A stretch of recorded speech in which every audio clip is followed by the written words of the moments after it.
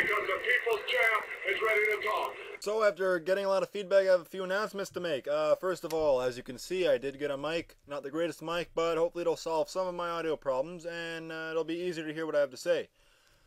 Secondly, and most importantly, I've decided that most of the show will be Canadian content, simply due to the fact that it's almost impossible to find American stories that haven't already been covered or talked about.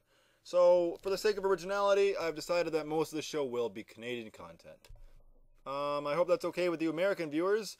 Hey, Canadian politics is still interesting, and you might learn a few things.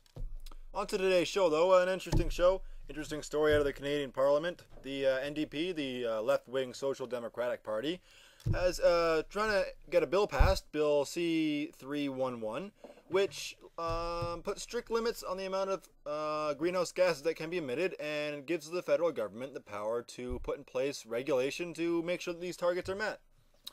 Well, of course, the Conservatives are against it. That's no surprise, but it's interesting to see who else is against this bill. The Liberal Party. Now, this is a party that in the last election ran their entire campaign on the issue of climate change and the environment. This is a party that tries so hard to make it seem like we really do care about the environment. And this is a party that in the 13 years they were in power did nothing for the environment. So why do they say they're against this bill?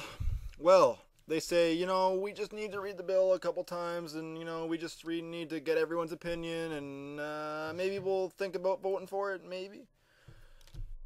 In other words, we want to delay the bill as much as possible so we don't have to go to a vote and we don't have to expose the frauds that we really are.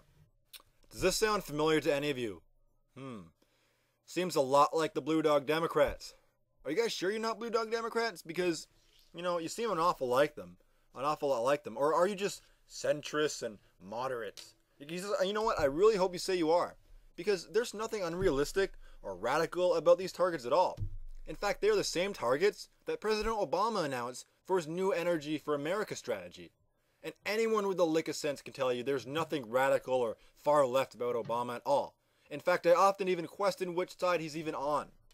So, what's even more interesting about this story is the fact that when the bill was first introduced back in 2006, the Liberals actually voted for it. But now, when it was reintroduced about a week later, now they're against it. So why is that?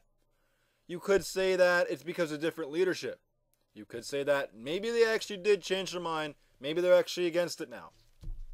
You could say that.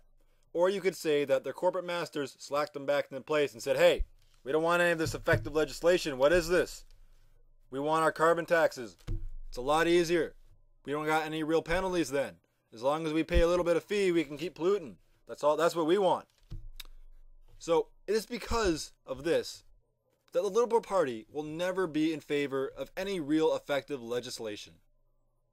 It is because this bill specifically targets large polluters and corporations. And it is these large companies and these large corporations that when an election comes around, give the Liberal Party a lot of money. And unfortunately, it is money and not actions that win elections.